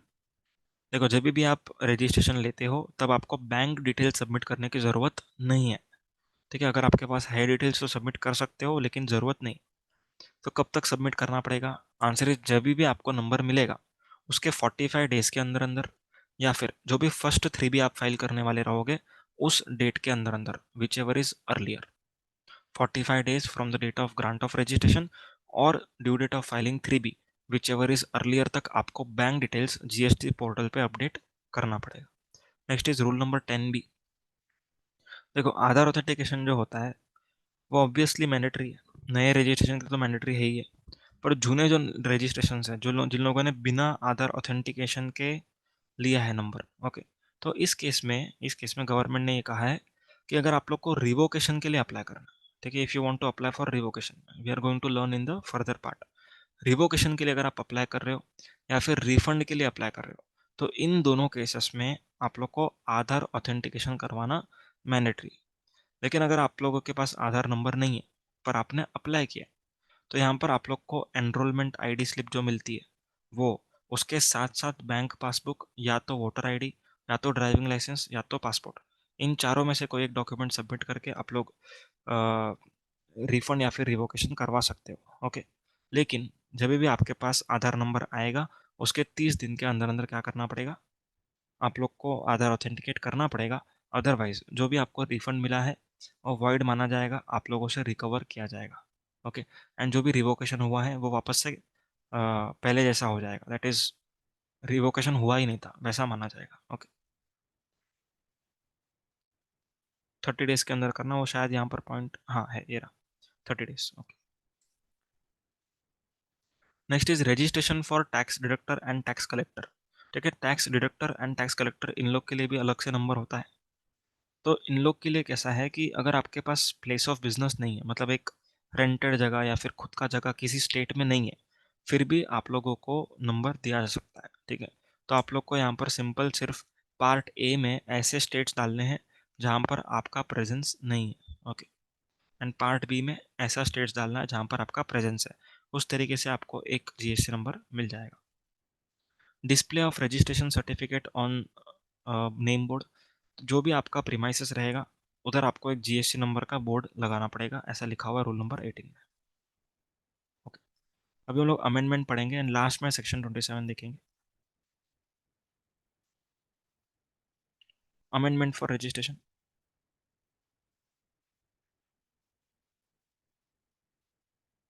Amendment, अभी अमेंडमेंट दो टाइप का हो सकता है। सबसे पहला अमेंडमेंट हो सकता है कोर फील्ड्स का। ठीक है, कोर फील्ड का अमेंडमेंट। सेकंड अमेंडमेंट हो सकता है नॉन कोर फील्ड का। नॉन कोर फील्ड मतलब लेस इंपॉर्टेंट, जैसे मोबाइल नंबर का चेंज करना हुआ, ईमेल आईडी का चेंज करना हुआ। तो ये सारे के सारे अमेंडमेंट को कहा जाता है less important, that is called as non core field. लेकिन कोर फील्ड का अमेंडमेंट मतलब एड्रेस चेंज, ठीक है, पार्टनर का एडिशन डिलीशन रिटायरमेंट, तो ये सब कोर फील्ड का अमेंडमेंट। तो कोर फील्ड के अमेंडमेंट में गवर्नमेंट से 15-15-77, 15-15-77, जैसे ही कुछ चेंज हुआ, ठीक है, फॉर एग्जांपल आपने नया प्लेस ऑफ बिजनेस ऐड किया, तो ऐड करने के अगले 15 दिन के अंदर क्या करना है आपको, अमेंडमेंट के लिए अमेंडमेंट के लिए एप्लीकेशन करना। अमेंडमेंट का मतलब होता है चेंज। ठीक है। तो अमेंडमेंट के लिए क्या करना है, अप्लाई करना। आपके एप्लीकेशन के अगले 15 दिन के अंदर, ठीक है, आपके एप्लीकेशन के अगले 15 दिन के अंदर या तो एक्सेप्टेंस होगा, दैट इज अप्रूवल हो जाएगा अमेंडमेंट का, या फिर शोकॉज नोटिस आएगा। शोकॉज नोटिस अगर आएगा तो उसका रिप्लाई अपने को करना पड़ेगा 7 दिन के अंदर अंदर। एंड अपने रिप्लाई के अगले 7 दिन में क्या करना, ऑफिसर क्या करेगा, या तो एक्सेप्ट करेगा या तो अभी रिजेक्ट कर देगा। ठीक है। एक्सेप्ट कब करेगा, जब रिप्लाई सेटिस्फैक्ट्री हो। रिजेक्ट कब करेगा, जब रिप्लाई नॉट सेटिस्फैक्ट्री हो या फिर हमने रिप्लाई ही नहीं दिया। तो इन केसेस में क्या हो जाएगा, आपका application for amendment would be cancelled. तो 15-15-77, जब भी ऑफिसर अपना काम टाइम पर नहीं करेगा तब डीम्ड अप्रूवल माना जाएगा। तो ऑफिसर को फर्स्ट 15 डेज में क्या करना था, एक्सेप्टेंस या फिर शोकॉस, उसने नहीं दिया तो deemed approval, deemed approval. Okay. Last का जो 7 दिन है यहाँ पर, रिप्लाई के बाद, रिप्लाई के बाद के 7 दिन में क्या करना था उसको, एक्सेप्टेंस या तो, एक्सेप्टेंस या तो रिजेक्शन। ओके। तो यहाँ पर अगर नहीं किया उसने तो deemed approval, deemed approval. Clear है, समझ में आया। नॉन कोर फील्ड का जो अमेंडमेंट रहेगा, इसमें कोई अप्रूवल का, ऑफिसर के अप्रूवल्स का ज़रूरत नहीं है। यहाँ पर आप लोग सिंपल ओ टी पी से, that is mobile number change करना है तो ओ टी पी आएगा, या तो ईमेल आईडी चेंज करना है, ईमेल आईडी पे ओ टी पी जाएगा एंड चेंज हो जाएगा। क्लियर। तो अमेंडमेंट का प्रोसेस खत्म हो चुका है। Next, next process cancellation. Next process is cancellation. वो कैंसलेशन प्रोसीजर। अब कैंसलेशन दो टाइप का हो सकता है, मतलब दो दो पॉसिबिलिटीज है। सबसे पहला पॉसिबिलिटी, मुझे जीएसटी नंबर नहीं चाहिए। ठीक है। सबसे पहला पॉसिबिलिटी, मुझे जीएसटी नंबर नहीं चाहिए, मतलब registered person, registered person wants to cancel, registered person wants to cancel। ठीक है। सेकंड प्रोसेस क्या हो सकता है, proper officer wants to cancel your registration। समझ में आ रहा है। फिर दो प्रोसेस हो सकता है। सबसे पहला प्रोसेस क्या है, हमको खुद को ही हमारा नंबर नहीं चाहिए, क्योंकि हो सकता है हमारा टर्नओवर 20 लाख से कम हो गया, या फिर हम लोग का अभी बिजनेस बंद हो रहा है, या फिर चेंज इन कॉन्स्टिट्यूशन है। तो कुछ भी रीजन हो सकता है जिसकी वजह से हमको हमारा नंबर कैंसिल करना पड़े। सेकंड, ऑफिसर चाहता है कि आप लोग जीएसटी नंबर के लायक नहीं हो, क्योंकि आप लोग टाइम पे रिटर्न्स फाइल नहीं करते, जो जगह से आपने रजिस्ट्रेशन लिया है वहां से बिजनेस नहीं करते, ठीक है, आप लोग फ्रॉडलेंट आईटीसी क्लेम करते हो, तो ऐसे कुछ रीजंस हम लोग देखेंगे। तो उन रीजंस की वजह से ऑफिसर आपका नंबर कैंसिल करना चाहता है। तो इन दोनों प्रोसेस को हम लोग समझेंगे एक एक करके। सबसे पहले समझेंगे first one, that is registered person wants to cancel. ठीक है, registered person wants to cancel. अगर मुझे कैंसिल करना है, ओके, मेरा जीएसटी नंबर मुझे कैंसिल करना है, तो सबसे पहले मुझे बताना पड़ेगा ना कि मुझे नंबर कैंसिल करना है, तो उसको कहते हैं हम लोग एप्लीकेशन। ठीक है, तो मुझे क्या करना पड़ेगा, एप्लीकेशन करना पड़ेगा फॉर कैंसिलेशन, एप्लीकेशन करना पड़ेगा फॉर कैंसिलेशन। कब तक करना है, within 30 days, within 30 days from event warranting cancellation, event warranting cancellation. मतलब कि ऐसी जो भी घटना घटी है जिसके वजह से मुझे नंबर कैंसिल करना है, उस घटना से 30 डेज के अंदर अंदर मुझे कैंसिलेशन के लिए अप्लाई करना होगा। क्लियर पॉइंट, 30 डेज के अंदर अंदर मुझे कैंसिलेशन के लिए अप्लाई करना। अगर मेरा एप्लीकेशन सेटिस्फैक्ट्री है, ओके, तो क्या हो जाएगा, GST number would be cancelled. ठीक है, GST number that is registration would be cancelled, simple. लेकिन अगर मेरा application is not satisfactory, if it is not satisfactory, then in that case क्या हो जाएगा, इन दैट केस हम लोग को शो कॉज नोटिस मिलेगा। ठीक है, जब भी अपना एप्लीकेशन इज नॉट सेटिस्फैक्ट्री, हमें हमेशा शो कॉज नोटिस मिलेगा, जिसका रिप्लाई हमको करना होगा, जिसका रिप्लाई हमको करना पड़ेगा विद इन नेक्स्ट 7 डेज। ठीक है, हम लोग के रिप्लाई के बाद अगर रिप्लाई सेटिस्फैक्ट्री है तो नंबर कैंसिल हो जाएगा। ओके, लेकिन अगर अपना रिप्लाई नॉट सेटिस्फैक्ट्री या फिर हमने रिप्लाई नहीं दिया, तो इन दैट केस हम लोग का एप्लीकेशन क्या हो जाएगा, रिजेक्ट हो जाएगा। समझ में आ रहा है, क्लियर। तो यही प्रोसेस है, तो ये एरो को निकाल देता हूँ मैं, सॉरी।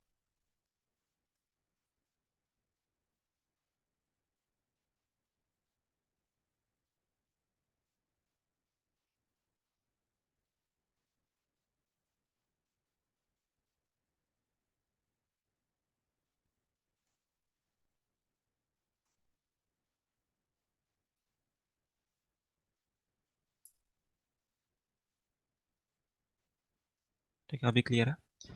तो अगर एप्लीकेशन आपने किया है 30 दिन के अंदर, एप्लीकेशन सेटिस्फैक्ट्री है तो नंबर कैंसिल हो जाएगा। एप्लीकेशन सेटिस्फैक्ट्री नहीं है तो शो कॉज नोटिस आएगा, जिसका रिप्लाई हमको करना है 7 दिन के अंदर। If reply is satisfactory, number will be cancelled. If reply is not satisfactory और we are not replying, then it will be rejected. And जब भी हमारा नंबर कैंसिल होगा तब विद इन 30 डेज हो जाएगा। ठीक है, विद इन 30 डेज, यहाँ पर with in 30 days of application, यहाँ पर with in 30 days of reply.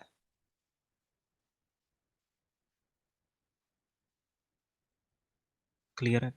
And जब भी रिजेक्ट होगा सेम, तो जब भी यहाँ पर हमने रिप्लाई किया तो रिप्लाई के अगले 30 दिन में अपना एप्लीकेशन कैंसिल हो जाएगा। क्लियर है। तो ये एक बेसिक प्रोसेस था for for cancellation of registration bye taxable person, that is a registered person. Next, registration का ये कैंसिलेशन का process, when ever officer wants to cancel our registration, मतलब ऑफिसर चाहता है कि आपके पास जीएसटी नंबर नहीं होना चाहिए, तो उस केस में डायरेक्टली हमको बाहर नहीं निकाल सकता वो, ऑब्वियसली। तो यहाँ पर उसको क्या करना पड़ेगा, सबसे पहले शो कॉज नोटिस तो देना पड़ेगा। ठीक है, वो शो कॉज नोटिस में लिखेगा कि please show us a cause that why we should not cancel your registration. ठीक है, तो आप हमको रीजंस दो, आपने ऐसा ऐसा कुछ कुछ किया है जिसकी वजह से हमको लग रहा है कि नंबर कैंसिल करना चाहिए, तो आप हमको बताओ कि आपने ऐसा क्यों किया, या फिर आपने नहीं किया तो फिर आप प्रूफ दो। तो ऐसा एक शो कॉज नोटिस आएगा, उस शो कॉज नोटिस का हमको रिप्लाई करना पड़ेगा, ओके, विद इन 7 डेज। ठीक है, अगर अपना रिप्लाई सेटिस्फैक्ट्री रहा तो हमारा नंबर कैंसिल नहीं होगा। ठीक है, नो कैंसिलेशन, नो कैंसिलेशन, अगर हमारा रिप्लाई सेटिस्फैक्ट्री रहा तो। एंड अगर हम लोग का रिप्लाई नॉट सेटिस्फैक्ट्री रहा या फिर हमने कोई भी रिप्लाई नहीं किया, तो इस केस में हम लोग का नंबर कैंसिल हो जाएगा विद इन 30 डेज। क्लियर है। 30 डेज के अंदर अंदर अपना रिप्लाई अपना नंबर क्या हो जाएगा, कैंसिल हो जाएगा। अब यहाँ पर शो कॉज नोटिस मत बोलना, क्योंकि शो कॉज नोटिस से तो स्टार्ट हुआ ये प्रोसेस, तो अगेन शो कॉज नोटिस यहाँ पर नहीं आएगा। क्लियर है? तो here we complete with cancellation. इसमें और एक दो पॉइंट बचे हुए हैं। एक पॉइंट ये वाला है, अगर हम लोगों ने रिटर्न्स फाइल नहीं किया था, ठीक है, if we have not file returns, return filing failure, अगर हम लोगों ने कंटिन्यूसली 6 मंथ्स का रिटर्न फाइल नहीं किया या फिर 2 क्वार्टर का रिटर्न फाइल नहीं किया, तो भी नंबर कैंसिल हो सकता है, हम लोग देखेंगे अभी।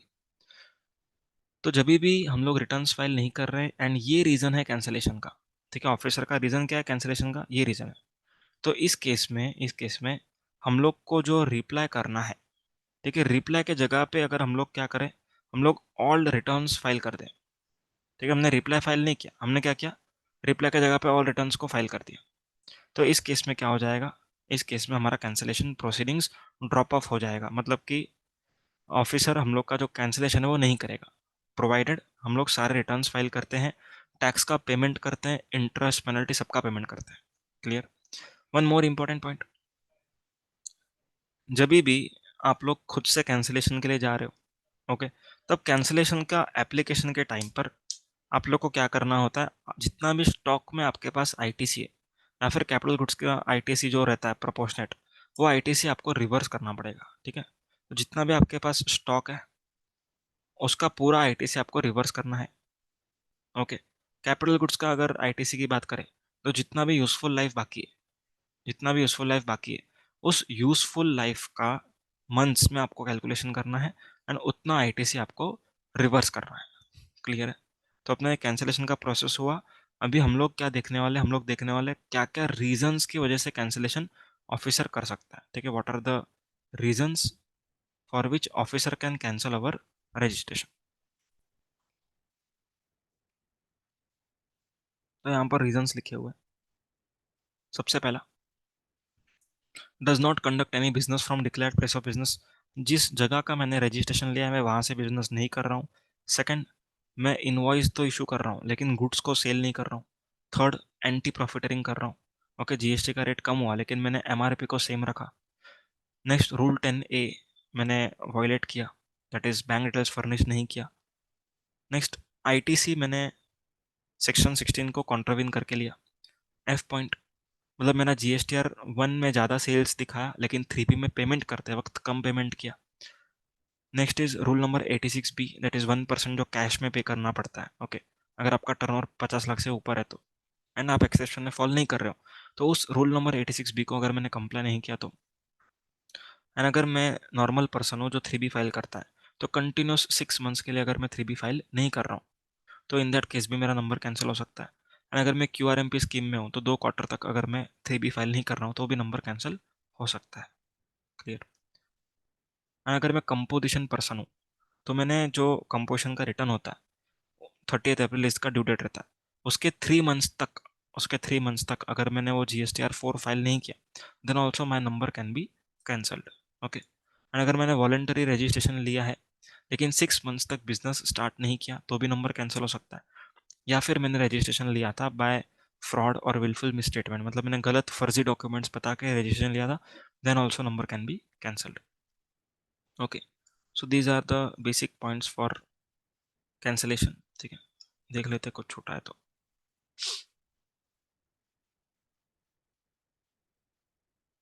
ठीक है, सारे पॉइंट्स हो चुके। अब हम लोग का 3 पॉइंट्स बाकी है, सस्पेंशन, रिवोकेशन एंड सेक्शन 27। ठीक है, सस्पेंशन ऑफ रजिस्ट्रेशन। अभी सस्पेंशन में जो बोर्ड पे बता रहा हूँ उतना ही आप लोग को करना है।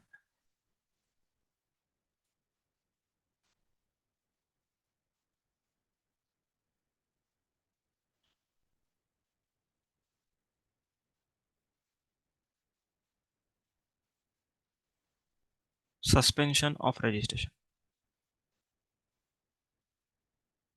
अभी सस्पेंशन का मीनिंग क्या होता है, सस्पेंशन मतलब कि सस्पेंड करना। ठीक है, सस्पेंड करना मतलब कि फ्रीज करना। ठीक है, सस्पेंशन का बेसिक मीनिंग होता है फ्रीज करना। अभी ये फ्रीजिंग का क्या मतलब है इस कैंसिलेशन से? फॉर एग्जाम्पल, आप लोग आपका जीएसटी नंबर कैंसिल करना चाहते हो, तो जो भी डेट से आप लोग कैंसिल करना चाहते हो, वहां से लेके प्रोसीडिंग जब तक खत्म नहीं होता तब तक के पीरियड को कहा जाएगा सस्पेंशन। ओके, एग्जाम्पल यहाँ पर ले रहा हूँ। से आपने 1 अक्टूबर को अप्लाई किया कैंसिलेशन के लिए, कि आप लोग को 1 अक्टूबर से नंबर की कोई ज़रूरत नहीं, एंड आपका प्रोसेस खत्म हुआ 28 अक्टूबर को। ठीक है, 28 अक्टूबर को आपका प्रोसेस खत्म हुआ। अभी प्रोसेस का आउटकम हो सकता है कि नंबर कैंसिल हो चुका हो, प्रोसेस का आउटकम हो सकता है कि नंबर कैंसिल ना हुआ हो, दोनों आउटकम हो सकता है। तो दोनों आउटकम हम लोग यहाँ पर देखेंगे। अज्यूम करो आपने 1 अक्टूबर को कैंसिलेशन के लिए अप्लाई किया, तो यहाँ से आपका सस्पेंशन पीरियड स्टार्ट हो जाएगा। ठीक है, यहाँ से आपका सस्पेंशन पीरियड स्टार्ट होगा। अब सस्पेंशन पीरियड खत्म कब होगा? जब भी प्रोसीडिंग खत्म होगा। प्रोसीडिंग खत्म कब होगा? जब कैंसिलेशन ऑर्डर पास होगा। ठीक है, जब भी कैंसिलेशन ऑर्डर पास होगा तब ये प्रोसीडिंग खत्म होगा, या फिर कैंसिलेशन सॉरी या तो कैंसिलेशन का रिजेक्शन होगा। ठीक है, कैंसिलेशन रिजेक्शन, ये ऑर्डर पास होगा। तो दोनों ही केस में प्रोसीडिंग खत्म माना जाता है। ठीक है, तो इस केस में क्या होगा, सुनो ध्यान से। अगर आपका नंबर कैंसिल हुआ, अगर आपका नंबर कैंसिल हुआ तो कैंसिल कब से माना जाएगा? 1 अक्टूबर से माना जाएगा। अब सस्पेंशन पीरियड का इंपॉर्टेंस क्या है? What is the significance of suspension period? What is the significance of suspension period? सबसे पहला चीज, you cannot you cannot issue tax invoice you cannot issue tax invoice during suspension period. ठीक है, suspension period के दरमियान you cannot issue any tax invoice. आप लोग tax invoice नहीं दे सकते। ओके, बिना टैक्स इनवॉइस के आपको सेल करना पड़ेगा। इसका मतलब ये नहीं कि आप लोग चोरी करो। ओके, यहाँ पर मैं बताऊंगा इसका क्या लॉजिक है। Second important point, suspension period के दरमियान आप लोग को रिफंड नहीं मिलेगा। ठीक है, सस्पेंशन पीरियड के दरमियान आप लोग को रिफंड नहीं मिलेगा, नो जीएसटी रिफंड। इस पीरियड के दरमियान आपको रिफंड नहीं मिलेगा, ये पीरियड खत्म होने के बाद मिलेगा।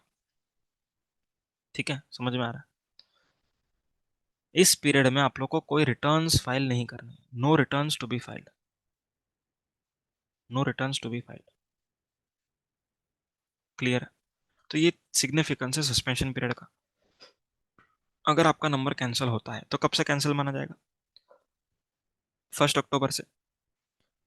ओके, तो यहाँ पर आपने जो भी सेल किया था इसके ऊपर जीएसटी नहीं लगना चाहिए, तो ऑब्वियसली नहीं ही लगा है, क्योंकि आप लोगों ने टैक्स इनवॉइस तो दिया ही नहीं है। समझ में आया पॉइंट? लेकिन अगर कैंसिलेशन नहीं हुआ, 28 अक्टूबर को मालूम पड़ता है कि आपका कैंसिलेशन का एप्लीकेशन रिजेक्ट हो गया। ओके, तो इस पीरियड में जो भी आपने सेल्स किया हुआ है उसके ऊपर जीएसटी आना चाहिए, लेकिन आपने टैक्स इनवॉइस तो इशू किया ही नहीं है। तो यहाँ पर गवर्नमेंट से जो भी फर्स्ट रिटर्न था, ठीक है, फर्स्ट रिटर्न का जो कंसेप्ट है वो यहाँ पर ट्रिगर होगा। मीनिंग देयर बाय, जो भी आपने इस पीरियड में सेल्स किया, ओके, उसका आपको रिवाइज्ड टैक्स इनवॉइस इशू करना है। उसका आपको क्या करना है? रिवाइज्ड टैक्स इनवॉइस इशू करना है। ठीक है, एंड उसको फर्स्ट रिटर्न में डिस्क्लोज करना। जो भी रिटर्न आप लोग पहला फाइल करोगे आफ्टर 28 अक्टूबर, दैट इज 28 नवंबर को जो भी रिटर्न फाइल करोगे उसमें आपको ये डिस्क्लोज करना पड़ेगा। Clear point? समझ में? ठीक है, एंड अगर कैंसिल हो जाता है, कैंसिल हो जाता है, तो यहाँ तक का जो रिटर्न होता है 30 सितंबर तक का जो भी रिटर्न्स है, ठीक है, वो तो आपको फाइल करना ही है। एंड उसके साथ साथ आपको फाइनल रिटर्न फाइल करना पड़ता है with in 3 months of cancellation order. ठीक है, फाइनल रिटर्न ये हम लोग रिटर्न्स के चैप्टर में देखेंगे। समझ में आ पॉइंट? ठीक है, तो ये हुआ सस्पेंशन का डिस्कशन। और अगर ऑफिसर आपका नंबर कैंसिल कर रहा है, तो जो भी दिन से वो आपका नंबर कैंसिल कर रहा है वहां से सस्पेंशन स्टार्ट होगा। कब तक चलेगा? जब तक पूरा प्रोसीडिंग्स खत्म नहीं हो जाता। ओके, तो ये रहेगा सस्पेंशन पीरियड। सस्पेंशन पीरियड के दरमियान टैक्स इनवॉइस नहीं इशू कर सकते, सस्पेंशन पीरियड के दरमियान रिफंड नहीं मिलेगा, रिटर्न्स भी फाइल नहीं कर सकते। समझ में आया? ये वाला पॉइंट देखो अभी। अगर आप लोग के GSTR 1 में एंड GSTR 2A में और GSTR 3B में अगर सिग्निफिकेंट डिस्क्रपेंसीज है, मतलब कि बहुत सारे इश्यूज हैं, तो उस केस में ऑफिसर क्या कर सकता है? आपको इंटीमेट करेगा कि भाई हम आपका नंबर सस्पेंड करने वाले हैं, आप रिप्लाई करो। तो आपको रिप्लाई क्या करना है, 30 डेज के अंदर रिप्लाई करना है कि ऐसा कुछ नहीं। ठीक है, एक एग्जांपल देता हूँ। अगर मान के चलो कि आप लोग का फायर क्रैकर का बिजनेस है, मतलब पटाखे का। दिवाली के लिए आप लोग क्या करते हो, पूरे साल भर स्टॉक इकट्ठा करते हो, पर सेल कब करते हो, दिवाली में। तो पूरे साल आपका परचेस दिखेगा लेकिन सेल दिख ही नहीं रहा है। तो ऑफिसर को डाउट आया कि आप इतना परचेस कर रहे हो, 2A में दिख रहा है, लेकिन आप सेल तो कर ही नहीं रहे हो, 3B भी फाइल नहीं कर रहे हो। तो क्या आप कैश में बेच रहे हो, या फिर क्या आपके पास उतना स्टॉक जमा है। तो इसलिए उसने क्या किया, उसने आपको इंटीमेट किया, बोला कि हमको ये डिस्क्रिपेंसी दिख रहा है, आपका परचेस दिख रहा है लेकिन सेल नहीं दिख रहा है। तो इस केस में क्या हो जाएगा, आपको उसको रिप्लाई करना पड़ेगा विद इन 30 डेज कि सर हमारा सीजनल बिजनेस है, दिवाली आएगा तब हमारा सेल आपको दिखेगा। तो उस तरीके से वो आपका नंबर कैंसिल नहीं करेगा, सस्पेंड नहीं करेगा। ओके, तो ये सारा हो चुका। एंड जब भी आपका प्रोसीडिंग्स खत्म होगा तब सस्पेंशन पीरियड हट जाएगा। कब से हटेगा, जब से सस्पेंशन पीरियड स्टार्ट हुआ था। Okay, that is retrospective. यहाँ पर एक अमेंडमेंट था। As per proviso 2 which is newly inserted, if registration has been suspended for non filing of returns, मतलब आपने रिटर्न फाइल नहीं किया इसलिए नंबर आपका सस्पेंड हुआ है, तो जैसे ही आप लोग रिटर्न फाइल करोगे सस्पेंशन ऑटोमेटिकली हट गया है ऐसा माना जाएगा। ओके, उसके बाद रिवाइज टैक्स इनवॉइस का हमने पढ़ लिया, यानी ये वाला भी हमने देख लिया। अब हम बात करते हैं रिवोकेशन की। ठीक है, now we are going to talk about revocation. अभी रिवोकेशन का मीनिंग क्या होता है, रिवोकेशन मतलब कि आपका नंबर कैंसिल तो हो चुका है, पर कैंसल्ड नंबर को भी आप लोग वापस से रीएक्टिव कर सकते हो। कैंसल्ड नंबर को भी आप लोग रीएक्टिव कर सकते हो, ऑफिसर को ये बोल के कि please revoke the cancellation order. जो भी आपने कैंसलेशन का ऑर्डर पास किया उसको रिवोक करो। रिवोक करो मतलब उसको आप वापस से लो, you take it back. Clear है।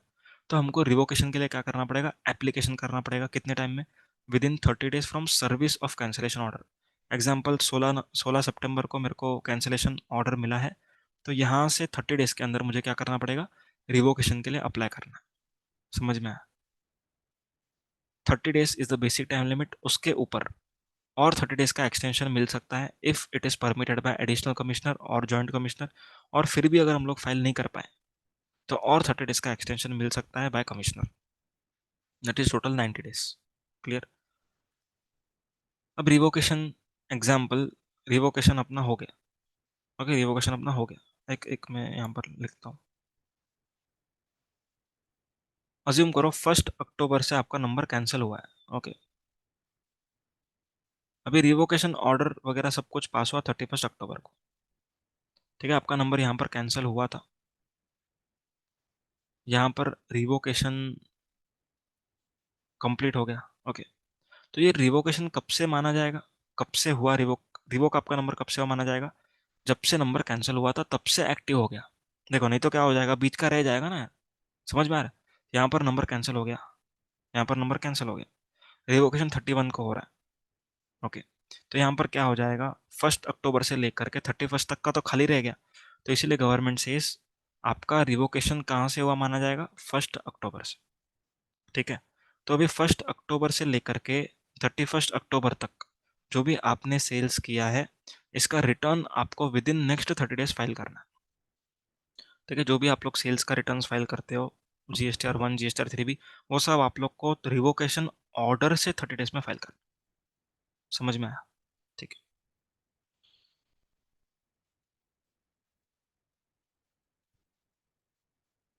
If registration cancelled on account of failure to file all the returns, all such returns shall be filed before application. Very important point. अगर आपका कैंसलेशन हुआ है रिटर्न्स फाइल नहीं करने की वजह से, तो रिवोकेशन एप्लीकेशन के पहले आपको सारे रिटर्न्स फाइल करने पड़ेंगे, then only you can apply for revocation. Clear. Return from the date of cancellation order till the order of revocation shall be filed within 30 days. ये हमने देखा। ओके, आगे registration cancel from retrospective date, registered person shall furnish all the returns from the period from effective date of cancellation, मतलब जहाँ से cancel हुआ वहाँ से लेकर के date of order of revocation. मतलब सिंपल सेम ही है कि जब से कैंसिलेशन हुआ है वहाँ से लेकर के रिवोकेशन तक जितना भी आपका पीरियड है उसका रिटर्न्स आपको कब तक फाइल करना है, within 30 days from the date of order of revocation. Okay, अभी आप लोगों ने रिवोकेशन के लिए अप्लाई किया, अगर आपका एप्लीकेशन सेटिस्फैक्ट्री तो ऑफिसर रिवोक कर देगा। लेकिन अगर आपका एप्लीकेशन इज नॉट सेटिस्फैक्ट्री तो ऑफिसर क्या करेगा, शो कॉज नोटिस देगा, जिसका रिप्लाई आपको 7 दिन में करना है। अगर आपका रिप्लाई सेटिस्फैक्ट्री है तो रिवोक हो जाएगा। If reply is not satisfactory और यू हैव नॉट रिप्लाइड तो यहाँ पर 30 डेज के अंदर अंदर क्या हो जाएगा, आपका एप्लीकेशन रिजेक्ट हो जाएगा। समझ में आ पाए? ठीक है। There is no provision for deemed approval of revocation. ठीक है, तो कोई ऐसा डीम्ड अप्रूवल वाला प्रोविजन नहीं है जो अपन ने एप्लीकेशन में पढ़ा था। कैंसिलेशन में भी डीम्ड अप्रूवल नहीं है, रिवोकेशन में भी नहीं है, सस्पेंशन में किधर भी नहीं है, सिर्फ एप्लीकेशन में। ठीक है। So here we complete with entire chapter except section number 27। अभी वो भी देख लेते हैं। Section number 27, it is for CTP NRTP। जो कैजुअल टैक्सेबल पर्सन है उन लोग के लिए and non resident taxable person, इन दोनों के लिए कुछ स्पेशल प्रोविजन है, वो सेक्शन नंबर 27 में दिए हुए। सबसे पहला पॉइंट, CTP या फिर NRTP को बिजनेस चालू करने से 5 दिन पहले एटलीस्ट उनके पास नंबर होना चाहिए। मतलब अगर मुझे 1 अक्टूबर से बिजनेस स्टार्ट करना है तो I should have number by 26 September. Okay. या फिर यूँ मान लो कि मेरे पास अगर 26 सितंबर को नंबर आया तो I can start business by 1 October. Clear है? जो भी CTP का नंबर मिलेगा और NRTP का जो भी नंबर मिलेगा वो number would be valid for 90 days, maximum 90 days, and minimum जितना भी आप लोग चाहते हो, दैट इज 30 डेज 20 डेज जो भी है। तो आप लोग चाहते हो वो डेज और 90 days, which ever is lower, which ever is earlier, ठीक है, उतना तक वैलिड रहेगा। फर्दर एक्सटेंशन पॉसिबल है 90 डेज का, कि अगर 90 डेज में एग्जीबिशन वगैरह खत्म नहीं हुआ तो और 90 डेज का एक्सटेंशन पॉसिबल है। ओके। एंड अगर और भी 90 डेज करना है तो मतलब 90 हो गया, 90 हो गया, 180 हो गया, 180 से ऊपर आपका अगर एग्जीबिशन चल रहा है तो इन दैट केस आप लोग को नॉर्मल नंबर लेना पड़ेगा। नॉर्मल नंबर लेने के लिए आपके पास एक जगह होना चाहिए, एक प्लेस ऑफ बिजनेस होना चाहिए। लेकिन CTP के लिए कोई प्लेस ऑफ बिजनेस रहने की कोई ज़रूरत नहीं है। नेक्स्ट पॉइंट वेरी इंपॉर्टेंट, इन लोग को एडवांस में टैक्स का डिपॉजिट करना पड़ेगा। Estimated liability minus estimated ITC, advance में इतना जमा करना पड़ेगा, उसके बाद ही आपको नंबर मिलता है। ठीक है। और अगर आपने ज़्यादा पे किया एडवांस टैक्स तो जब भी आप लोग सारे रिटर्न्स फाइल कर लोगे तब आपको वो पैसा वापस आ जाएगा। ओके। एंड अगर आपने कम पे किया तो आप लोग को जब भी रिटर्न्स फाइल करो तब पे करना पड़ेगा। ओके। जो भी आप लोग एडवांस में टैक्स पे कर रहे हो वो कैश लेजर में जमा होगा। NRTP को GSTR 5 फाइल करना पड़ता है, CTP को GSTR 1 एंड 3 भी फाइल करना पड़ता है। Okay. So here we complete with entire chapter. Thank you so much, take care.